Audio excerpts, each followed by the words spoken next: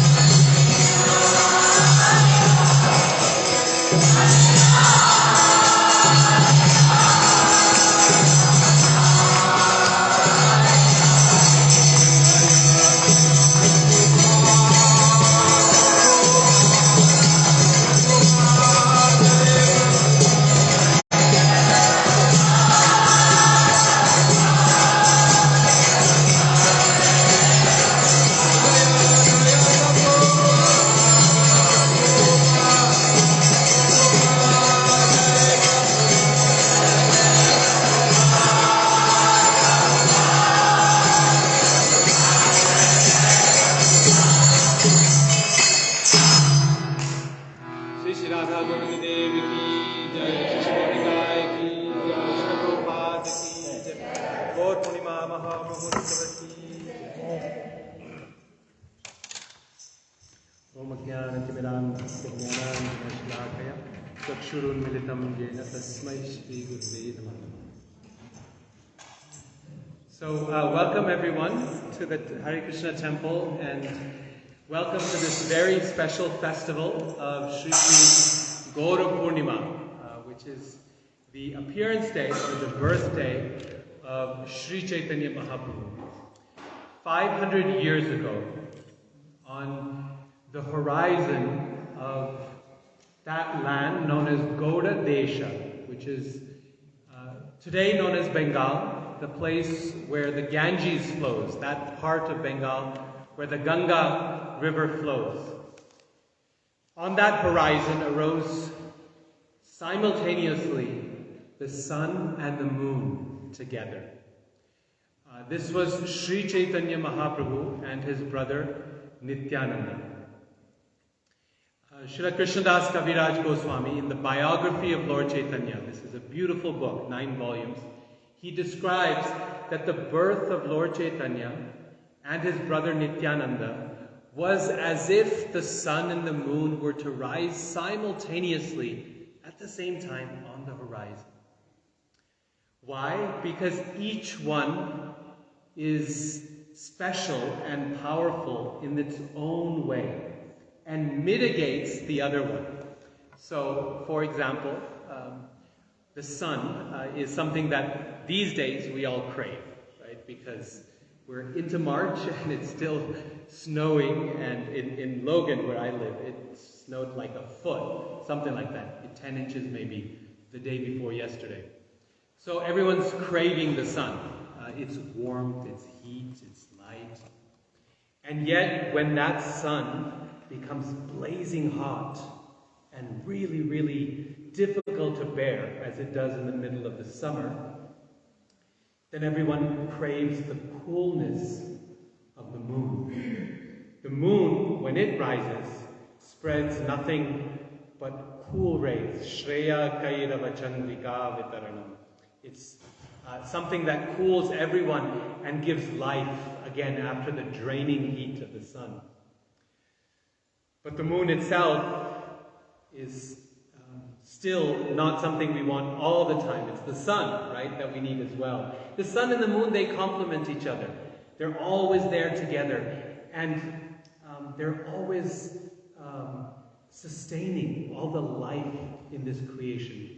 And so Chaitanya Mahaprabhu and Nityananda Prabhu, they're like the sun and the moon that have arisen simultaneously. That is, 500 years ago, they appeared. And just a month ago, a few weeks ago, we celebrated the appearance day, the birthday of Lord Nityananda. And I spoke about the significance of his appearance.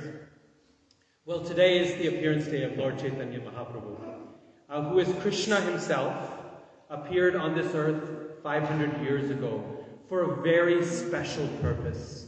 And that's the purpose I want to talk about today. You see, we live in a world that is marred by so much klesha. Klesha means difficulty, challenge, troubles, pains.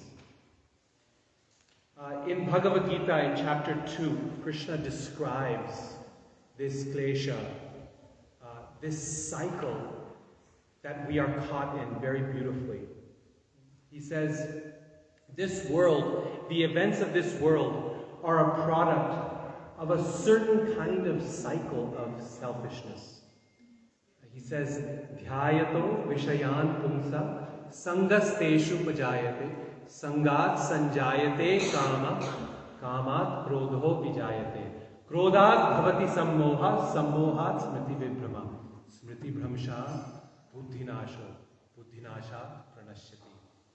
Krishna says here that in this world, most people, we go around Dhyayato Vishayan Pumsa.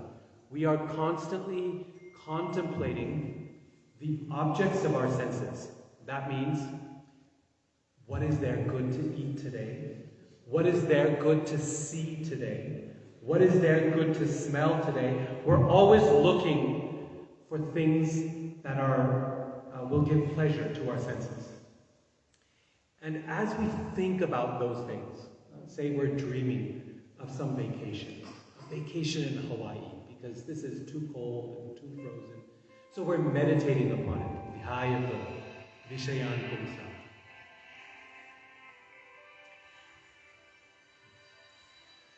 Extra kirtan.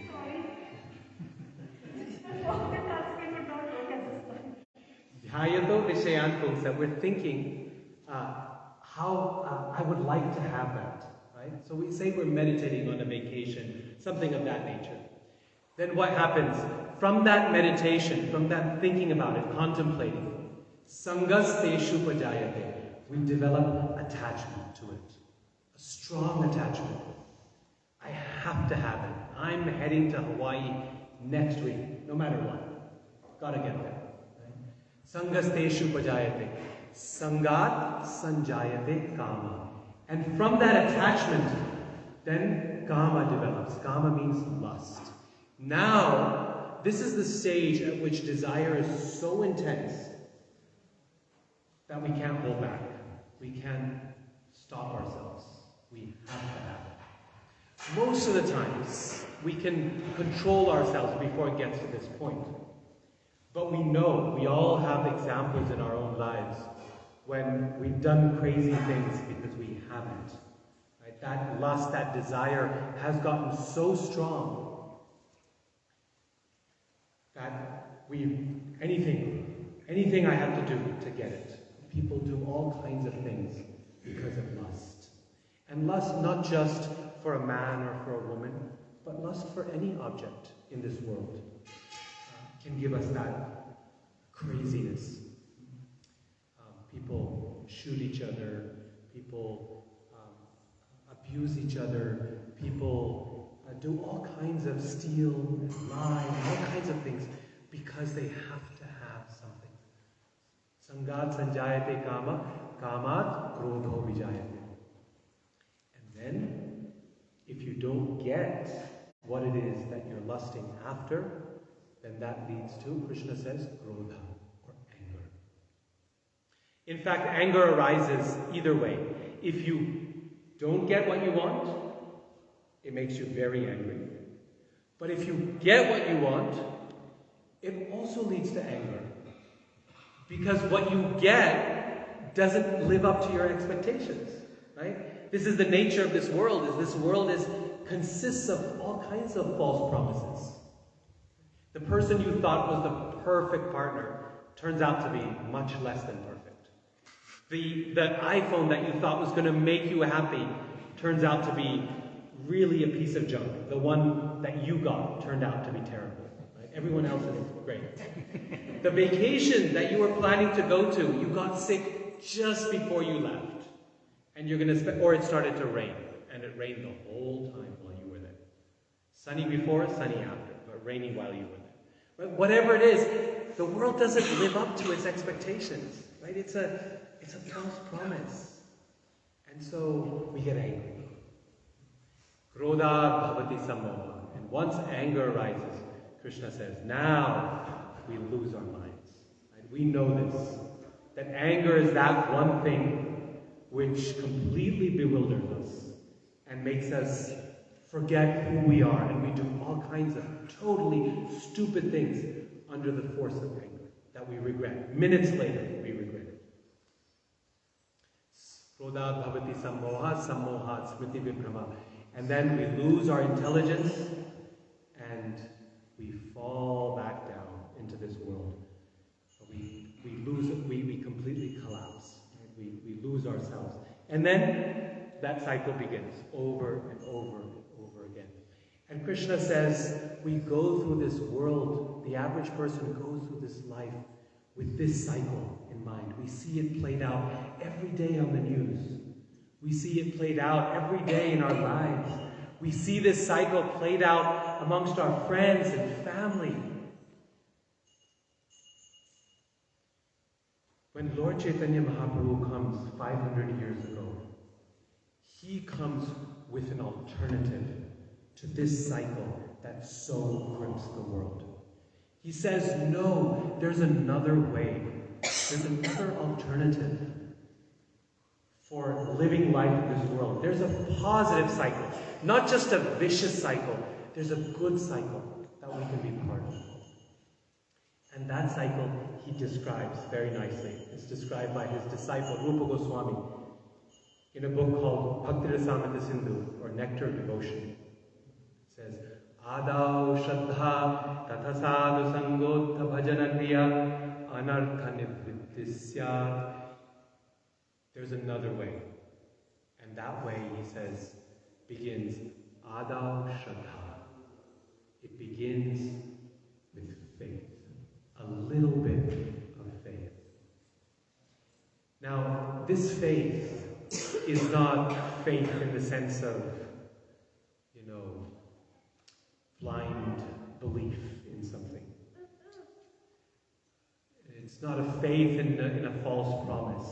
No, this is a faith, just a little glimmer at the beginning, that there is another way in this world. There is another option. There's another path. There is a path of goodness. I may not know exactly what it is.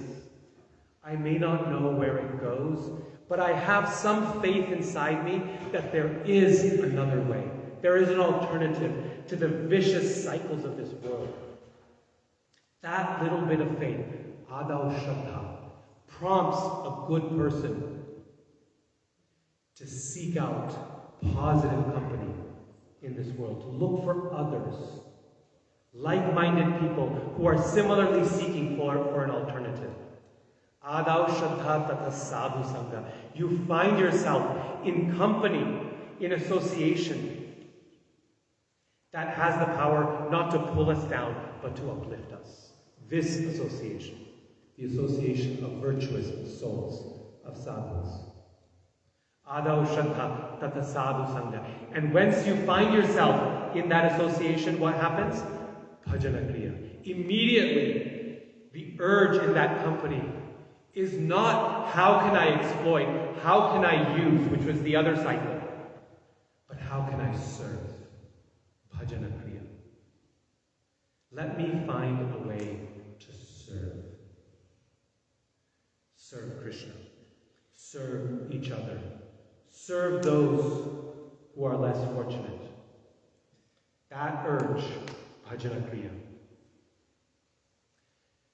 And as we engage in that service, something very special happens, very magical takes place. One of the most important modes of service that we do, that Lord Chaitanya comes to teach, is this process of hearing and chanting Krishna's name. As we engage in that process of kirtan, in the process of practical, physical service for the Lord, something magical takes place. Cheto darpanamanjanam bhavamaha tavad nirvapanam. All of a sudden we find that all that is dirty in our heart, all that is unclean, all those unclean desires and habits that prompted us in that vicious cycle, the one where we try to exploit, the one where we try to look, how can I enjoy?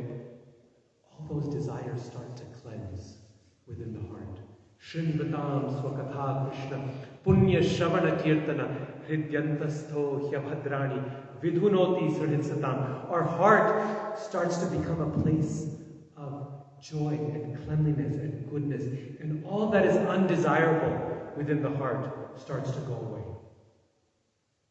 And as it starts to go away, we start to become steady in our practice, in our devotion, in our service.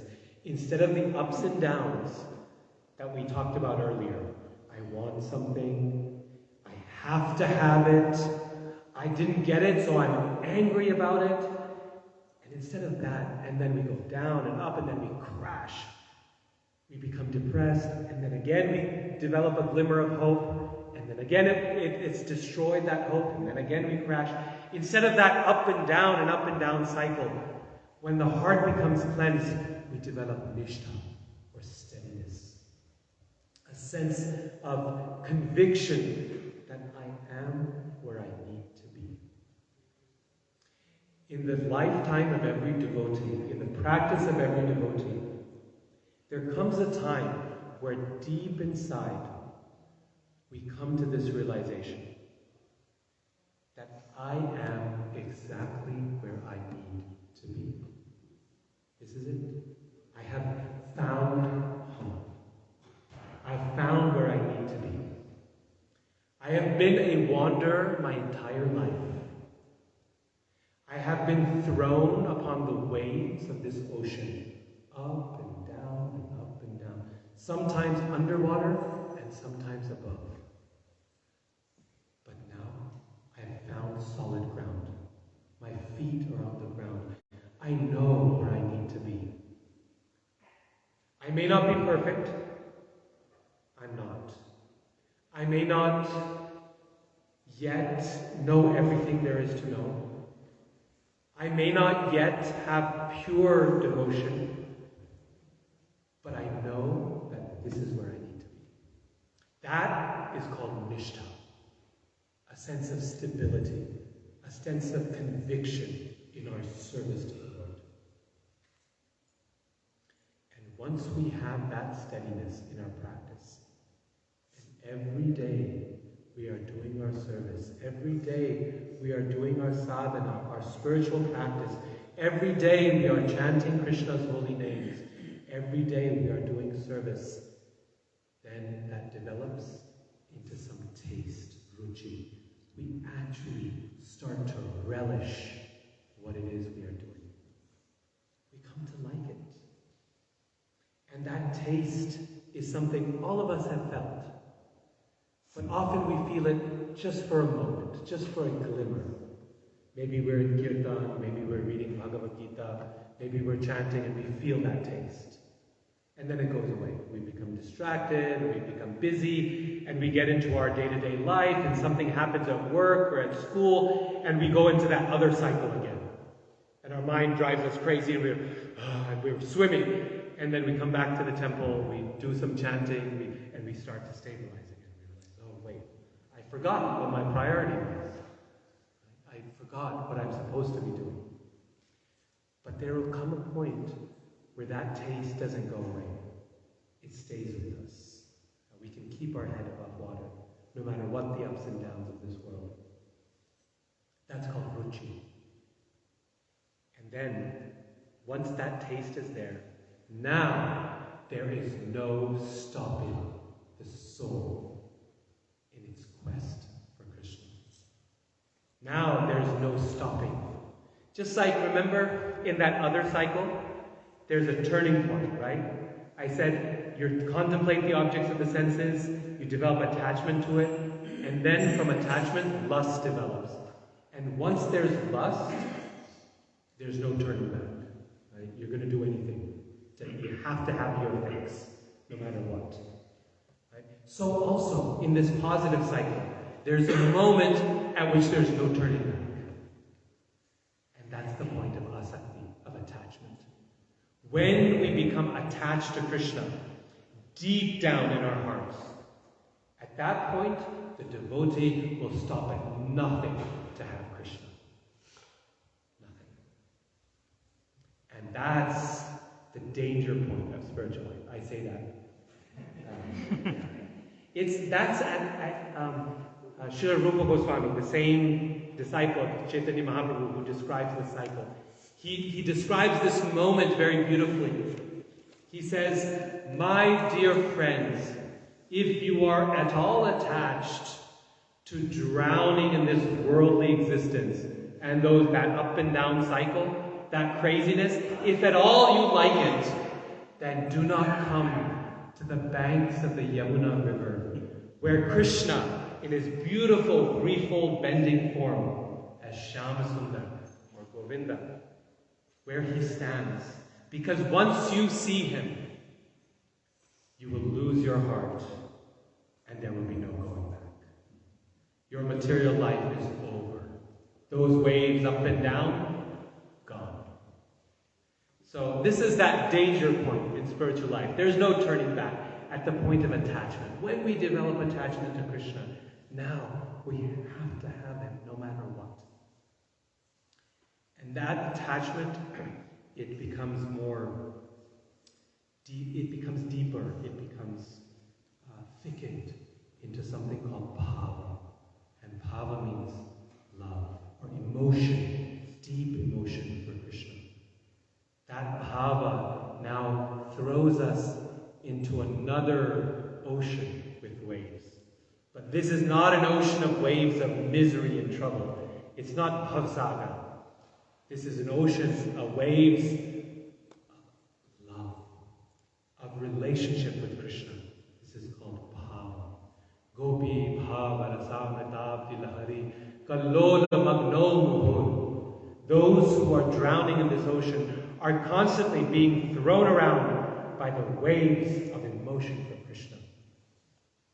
And when that emotion becomes thickened, really thick, just like when you take milk and you cook down that milk, it becomes thick milk. And then you cook it a little bit more, it becomes really thick. And now you have to make sure it doesn't burn at the bottom. You have to keep stirring it and stirring it. And then it becomes thicker and thicker and thicker until it becomes a solid. Usually we call it koya, like very solid. And then you add some sugar to it, it becomes the most delicious dessert in the world. And that, when that emotion, when that bhava, you can tell I'm fasting. You see, that bhava, that feeling for Krishna, that emotion becomes thickened and thickened in the life of the devotee, and it becomes so thick that it becomes prema. And the word prema, all these words have complicated definitions. Prema just means love. Just means love. That word, which we use so often and so cheaply in our lives, right? I love my phone. Do you? We use it so cheaply. I love the snow. I love the sun. I love this. I love that. So cheap. And yet, Sri Chaitanya Mahaprabhu, Rupa Goswami takes so long just to define what is love. All of those stages of faith, of association, of service, of steadiness, of taste, of attachment, of emotion, and then we come to love. At that point, we can say we love. At that point, love is distilled. It's not mixed with any selfish emotion, any selfishness in this world. So this is Sri Chaitanya Mahaprabhu's offer to us. We have two cycles in this world. The vicious cycle and the glorious cycle. The vicious cycle, we all know way too well. The foundation of that vicious cycle is selfishness. We call it by different names. Desire, lust, craving, personal gain. Right? All of these things. Want, need. Right? All of this, want, need, desire, lust. The heart of all of this is selfishness. And the other cycle is grounded on the opposite, on selflessness. The heart of love, the nature of love, is that it is focused on the other, on someone else. The nature of service is that it is focused on the other, on someone else, not on ourselves. And when that love and that service is focused on the Supreme, when it's focused on Krishna, then it has found its perfect home. Then that love has found someone who can truly hold it and who can truly reciprocate it. Most of the time, the service that we offer in this world the people we offer that service to, they don't deserve it. It's the nature of this world. Govinda Kaviraj, in his song Bhajo Hure Mana, he says this very beautifully. He says, I have spent my entire life serving wicked and miserly men. That's what we spend our lives doing. We offer all this service day in, day out. We're working hard on our jobs to serve someone who's doing what? Looking after themselves. Serving yet someone else to get what they need. We serve them to get what we need. They serve someone else to get what they need. And in this way, everyone is serving, looking after themselves. And exploiting each other in the process. So he says, Govinda Kaviraj, he says, I've spent my life serving wicked and miserly men. Most of the time, the people we serve don't deserve it. But when we offer that service to Krishna, then that service finds a home that is truly deserving.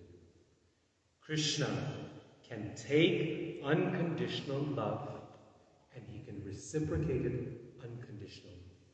He can take service and not exploit us for that service. When we bow before Krishna, Krishna doesn't step on our head. He doesn't crush it. He lifts us up. He makes us higher than when we started. That's a deserving master. And the wonderful thing is that Krishna includes everyone within him. Every living entity is included. Sarvam Khalvidam Brahma. Every living being, every aspect of creation is there in Krishna. And so when we serve him, now we can serve everyone in a transformed way. Not for our gain, but for their benefit. Not to be exploited, but to serve them. And so Sri Chaitanya Mahaprabhu comes to this world 500 years ago to give this blighted world a choice. To say there is another way. We don't have to live in the throes of lust. That we can aspire for love. It's possible. And not only does he come to tell us this, but he comes to show us this. Lord Chaitanya, I started off by saying, is Krishna himself. He's God himself. But he doesn't come as God. Lord Chaitanya comes as the servant of God. He comes as the ideal devotee. To not only tell us what we should be doing, but to show us that alternative. If you read his biography, Sri Chaitanya Charitamrita, you will see that he is an exemplar of that love. He is the volcano of spiritual love that bursts forth with no end. His life is one of selflessness and compassion to every living entity. He comes to show us that if we have this kind of love for Krishna, then the heart, sarvatma suprasidati, our heart is completely satisfied, it's completely happy. And so eager he is to show us this form of love, that Lord Chaitanya is ready to give it to every living being, to every one of us. He's willing to give this love, even if we do not deserve it. This is the reality. This kind of selfless love, we don't really deserve. Why? Because we've spent our life living selfishly. We've spent our life in that cycle of lust. And so, if we look at ourselves honestly, we might think that I do not deserve to be loved. And I do not deserve to have that love for others. What is there to love? What is there lovable in me? What is there worth loving in me? If we look deep inside, we'll find a whole cornucopia of faults and problems and issues and difficulties. and shortcomings. We'll find all kinds of problems. But Lord Chaitanya Mahaprabhu, his special quality is that he looks past all of that. He cuts through all the anarthas, all the bad things that we might have collected over the course of time. And he sees who we actually are. That this person here is a spirit soul, an eternal part and parcel of the Supreme. This spirit soul is by nature eternal and full of knowledge and full of happiness and joy, and therefore deserves to be happy and deserves to be loved and deserves to love others. He sees that. He can cut through all of those anarthas and see us for who we actually are. In fact, he can see us better than we can see ourselves. And then he makes us this offer. He says, Nitya Siddha Krishna Prema Sadhya Kabunai Shravanadi Shuddha Chitte Karaye Udai. My dear friend, in your heart, Nitya Siddha Krishna Prema, that pure love for Krishna is there. In your heart, there is the capacity to love like that. That prema is there. You've just forgotten, that's all. But Shravanadi Shuddha Chitte Karaye Udai. But by this process of hearing and chanting Krishna's holy names, by hearing and chanting Krishna's pastimes, you can uncover, you can remove, you can cleanse what's there and find what's been there all the time. That I am an eternal servant of Krishna. That I am an eternal lover of Krishna. That this is who I am. And so this is why Chaitanya Mahaprabhu appeared 500 years ago to teach this process of chanting the Krishna's holy names, to bring to this world this simple process that everyone can participate in. Namnamakari bahudha nija sarva shakti statrarpita niyamita smarane nakala. He says, "Oh my dear Lord Krishna, you have thousands and millions of names." We, of course, we're devoted to this name of Krishna. It's so sweet. It's all attractive. Krishna and Rama and Hare. But Krishna has thousands of names. And whatever may be our religion, whatever may be our path, whatever may be our chosen way, this is the one thing that can unite us all, is when we get together and call upon the name of God. Perhaps you've experienced this. I've certainly experienced it in my life. That no matter who you get together with, we may have differences in philosophy, we may have differences in skin color, we may have differences in race and nationality and gender, we may have differences in our political views, we may have differences in religion.